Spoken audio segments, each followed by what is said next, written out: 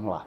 Uma boa tarde a todos. Eu me chamo Natanael Barbosa, sou da Universidade Federal de Alagoas, sou cariologista, né? Trabalho com cárie e com erosão e vim aqui para a gente bater um papo bem interessante sobre alta concentração de flúor e erosão dental.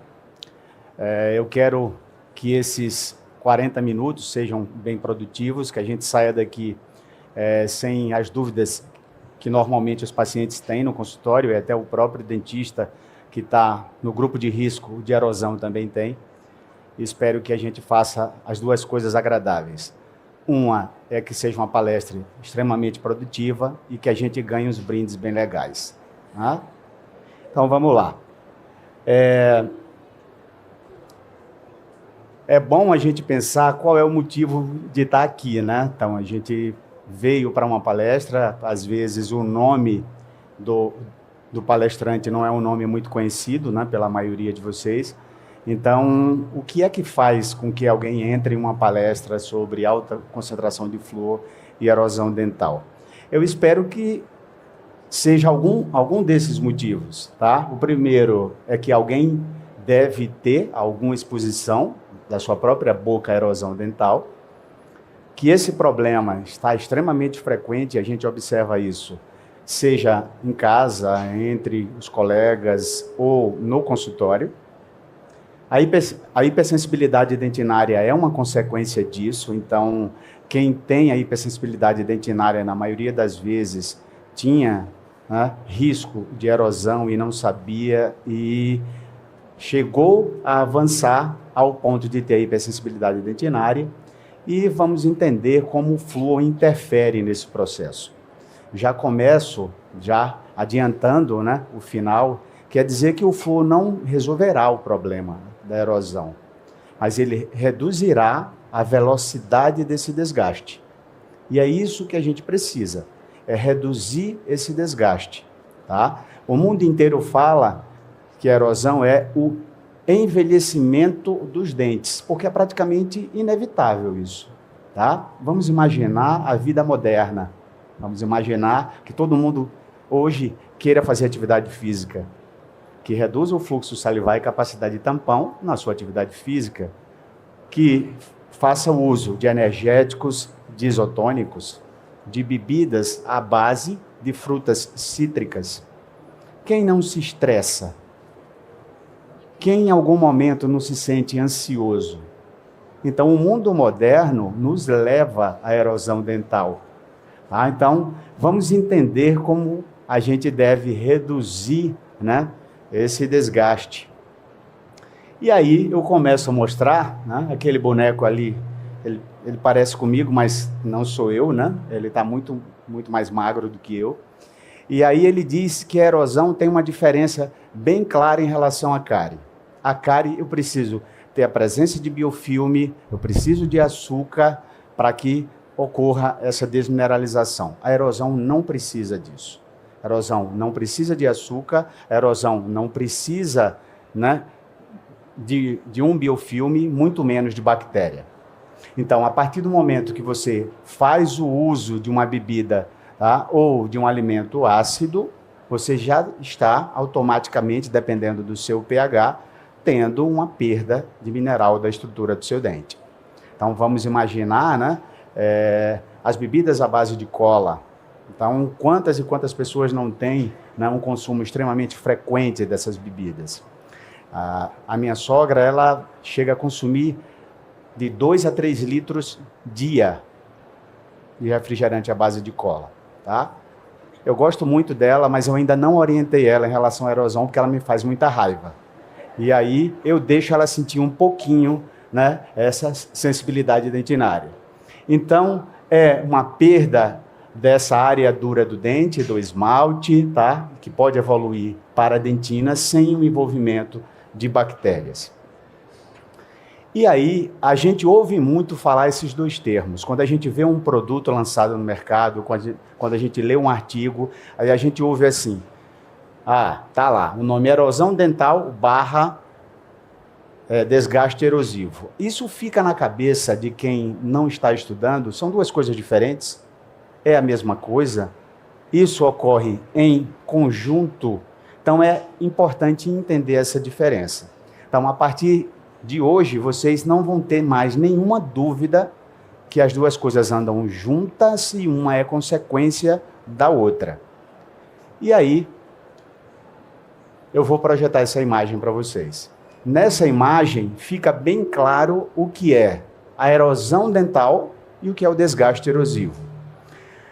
Aqui vocês estão vendo uma linha, né, meio laranja, meio amarronzada, que é o que a gente chama de erosão dental. Quando você faz o uso da bebida ácida, do alimento ácido, vai haver uma área dissolvida na superfície do esmalte, tá? Que a gente chama de área mole, amolecida. E esse amolecimento ele pode se desgastar ainda mais por forças do tipo mecânicas, seja na mastigação, seja na abrasão, que às vezes é até causada pela escovação inadequada, quando eu faço uma seleção inadequada de cerdas de escova, tá? Quando eu faço uma seleção inadequada de creme dental, e também pelo atrito, dente com dente. Então, eu tenho a área amarelada ou amarronzada sendo a erosão dental, e essa perda que eu faço, uma setinha branca, é o desgaste que vai ocorrer pela ação de força do tipo mecânica. Então, ninguém tem apenas uma erosão pelo fato de só usar o alimento ou, se for sólido ou líquido, ácido. Ele precisa ter uma abrasão, um contato que faça com que essa área que está mole se dissolva, saia da superfície. Isso é de forma extremamente progressiva. Você imagine uma pessoa que tem, no caso, um bruxismo e que tem um alto consumo de alimentos ácidos. Você imagine hoje em dia que 9 em cada 10 pessoas que querem emagrecer vão atrás de um nutricionista e normalmente aparece um tal de shot matinal. E esse shot é algo que nos preocupa bastante, tá? Porque se o indivíduo tiver outros fatores como a atrição, a má escovação, ele está muito próximo da consequência clínica da erosão, que é a hipersensibilidade dentinária. Daqui a pouco a gente vai falar mais disso, tá? Então, como eu vou fazer essa visualização dessa condição chamada de erosão dental? Isso é fácil de ver. No início não é fácil, mas já dá para a gente desconfiar quando você percebe uma lisura de superfície. Não é muito comum você ver uma área extremamente lisa na área cervical ou na palatina dos dentes. Então, quando você vê essa textura meio amolecida, mas uma área lisa, você já está observando o início do processo de erosão, que vai evoluir por diversos fatores.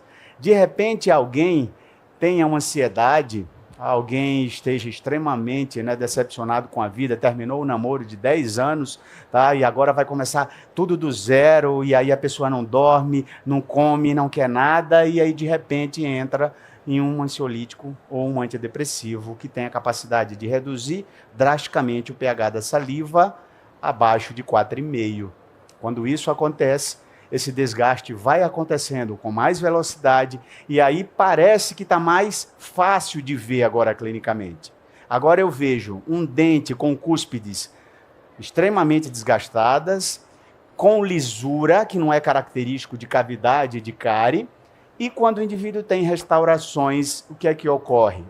A restauração não se dissolve, mas o tecido em volta se dissolve. Então ele aparece como ilhas de restauração. Tá? Isso é um sinal claro que eu tenho um desgaste grande de erosão e que aqui o paciente, já digo para vocês de antemão, ele não chupa picolé, ele não toma sorvete, ele não mastiga nada que possa gerar, alguma alteração ou pela temperatura ou por ácidos, porque ele vai sentir na pele literalmente a dor da hipersensibilidade dentinária. Então, quando esse estágio acontece, o paciente nos procura. É óbvio que o paciente, quando ele diz assim, doutor, não estou conseguindo tomar nem água gelada. Às vezes o paciente exagera e ele diz assim, quando bate o vento, dói. Ou, né, lá na nossa região, lá na região Nordeste, né, que eu sou de Maceió, a gente ouve o cara dizer assim, dói tanto, chega, fica latejando. Então, isso que a gente já ouve com frequência já mostra que a erosão já chegou na sua relevância clínica, que é a hipersensibilidade dentinária. Vamos lá. A gente ouve muito falar de fatores do tipo intrínsecos e fatores extrínsecos que causam a erosão dental, refluxo gastroesofágico, distúrbio alimentar, como a própria bulimia, que faz regurgitar ácido do estômago na boca, com pH de 2,1, causará erosão dental. Tá?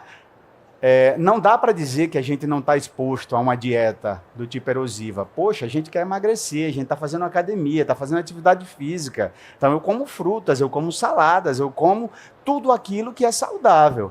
Mas tudo que é saudável com característica ácida, eu tenho que ter um certo cuidado. Não é que eu vou retirar a salada e as frutas. Eu preciso usar recursos para que eu continue me alimentando bem, com saúde na boca também, tá? Então, o uso de bebidas ácidas, a própria ocupação do indivíduo, se ele é um provador de vinho, se ele trabalha em uma fábrica que tenha altas concentrações de solução de bateria no ar, tudo isso pode causar erosão dental. E os esportes, como a natação.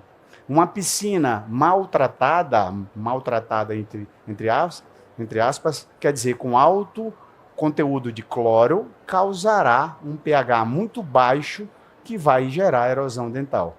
Então, a gente tem muita coisa para tratar, né? E aí, o que a gente normalmente come e bebe, né? Os refrigerantes à base de cola, o energético, o vinagre da salada, o shot matinal do limão. Então, a gente está dentro desse pacote do risco de erosão dental.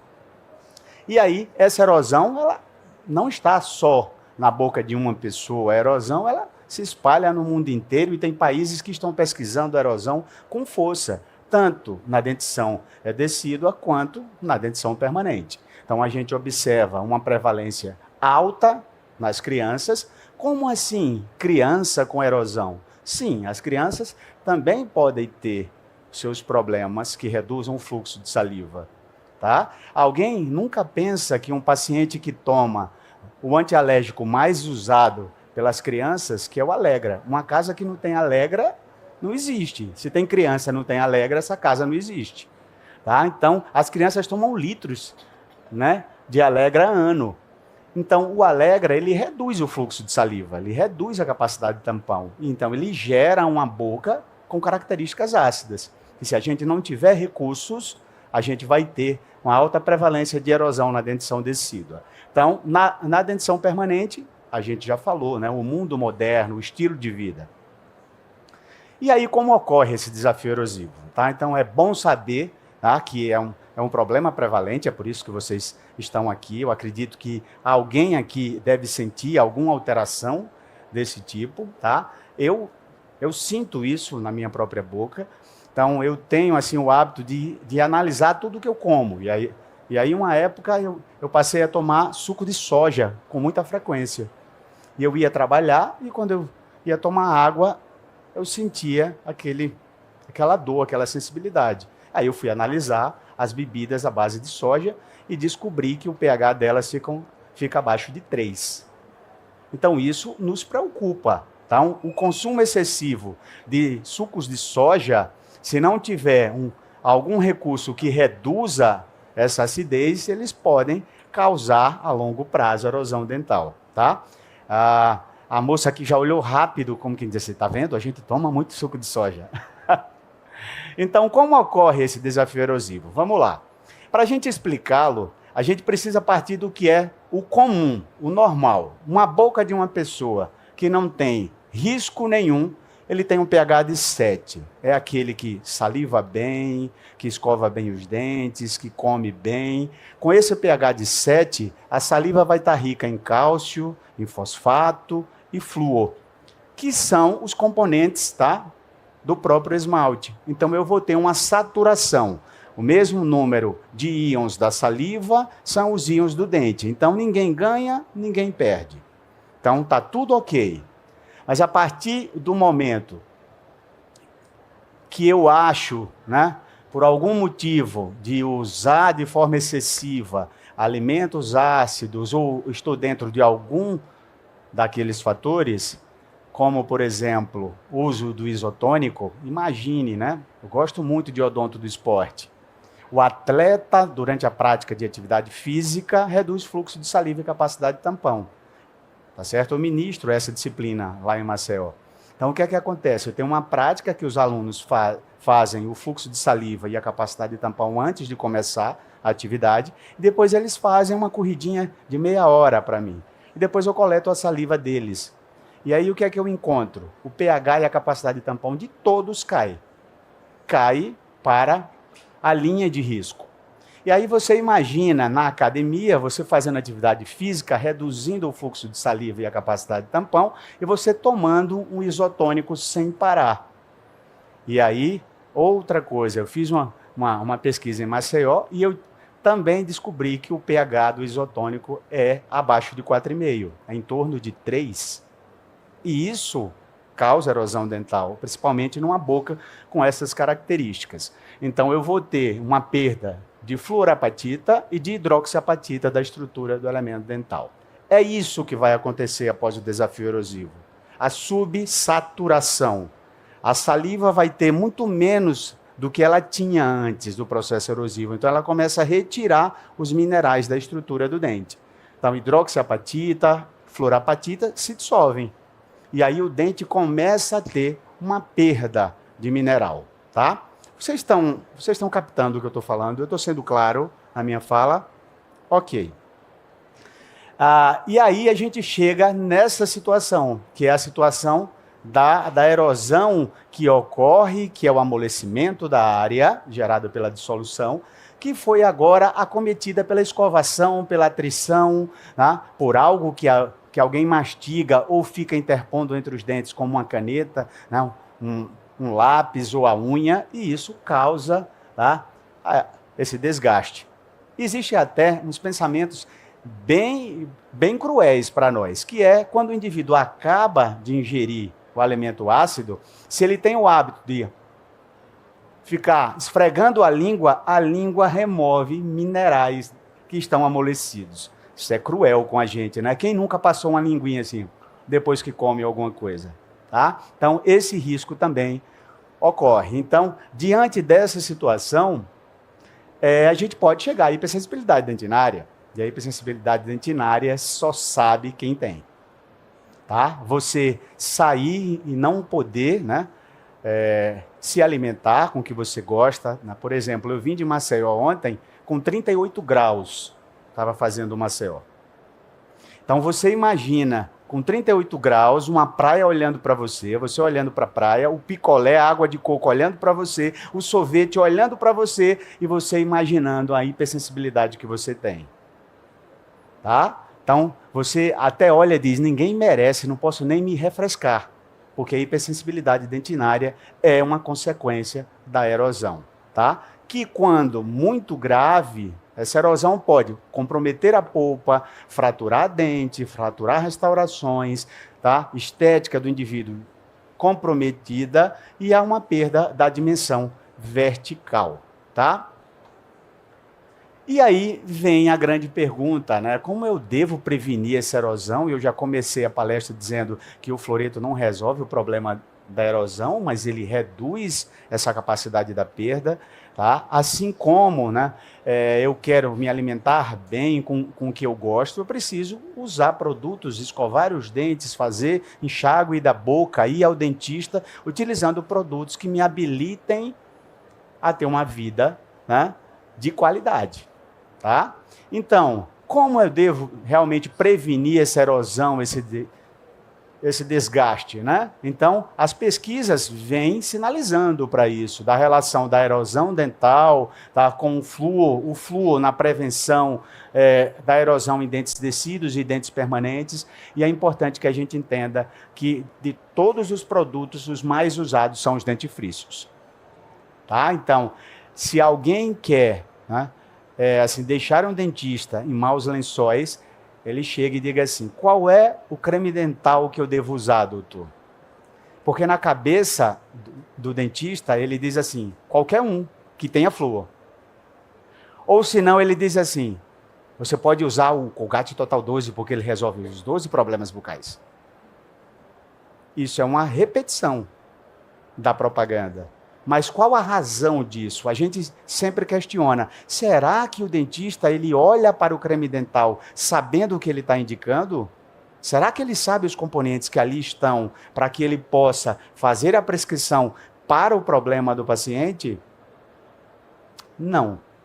E aí o que é que acontece? A gente precisa fazer pesquisas e orientar a população em geral e aos próprios dentistas do que eles realmente precisam usar. Então, as pesquisas vêm sinalizando para a alta concentração de flúor dos cremes dentais, já que é o produto mais usado pela população.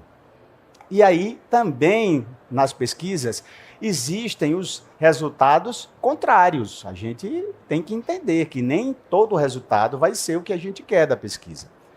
Eu faço algumas pesquisas na UFAL, lá em Maceió, e aí um dia eu peguei 2 alunas minhas chorando na sala quando a gente iria discutir o resultado da pesquisa.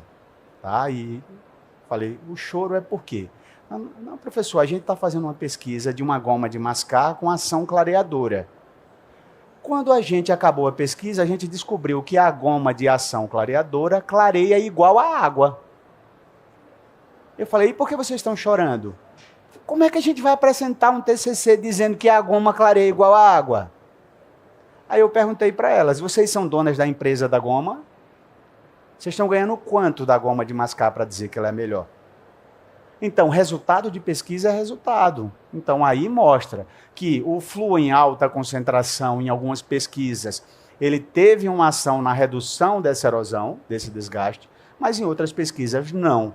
Então, a gente precisa entender isso que eu comecei a falar, que os cremes dentais que têm o fluoreto de amina, o fluoreto de sódio e o fluoreto de estanho reduzem esse desgaste pelo efeito do íon fluoreto, que deixa a saliva rica nesses minerais para repor esse mineral que está sendo perdido pelo processo erosivo, mas não impede essa dissolução. Então eu preciso estar recarregando as baterias, E recarregar as baterias é utilizar uma bateria que tenha uma potência maior, com mais frequência de uso, para que eu possa ter mais flúor na boca para reduzir essa perda pela erosão dental. Então, as evidências científicas recentes vêm mostrando isso, nessa revisão de enorme qualidade, vem mostrando que há uma maior eficácia dos produtos que têm uma estabilização com o fluoreto de estanho, mas ele fala também que os produtos à base de fluoreto de sódio e de fluoreto de amina, quando comparados a zero flúor, eles são bons na prevenção e controle da erosão. Mas qual a razão de estar falando zero flúor? Porque vocês devem ver pelas redes sociais como existe um movimento contrário ao flúor agora. Eu nunca tinha visto tanto assim. Mas tem gente que faz questão de ficar divulgando que o flúor não faz efeito e que causa câncer, ou que causa retardo mental, redução de QI em crianças, mulheres grávidas que usam creme dental com flúor, têm os filhos com redução de QI, nada disso tem embasamento científico. Então, não ter o creme dental fluoretado para quem tem erosão é um problema grave. Então, a gente precisa pensar que os enxaguatórios bucais também têm alta concentração de flúor. E aí, nessa mesma revisão, se chegou a essa conclusão, que essas duas soluções de 500 e 1000 ppm, tendo o fluoreto de amina, o fluoreto de sódio e o cloreto de estrôncio, de estanho, quando comparados com o fluoreto de sódio e o creme sem flúor, eles foram eficazes. Então, eu acho que a gente deve sair hoje daqui com a lição de casa. Ler rótulos. Não indiquem mais nada para pacientes ou usem nada sem ler rótulo. Se eu não leio o rótulo, eu não sei qual é o agente químico do produto. Se eu não sei qual é o agente químico, eu não sei para que ele serve. O flúor não resolve todos os problemas do mundo. E aí os vernizes também aparecem, mas na literatura de uma forma mais escassa. Aplicar o verniz com flúor parece que foi a nossa primeira escolha por muito tempo quando chegava alguém com hipersensibilidade dentinária no consultório. Então aplica o flúor que ele vai reduzir a hipersensibilidade. E a gente sabe que só o fluoreto não vai resolver.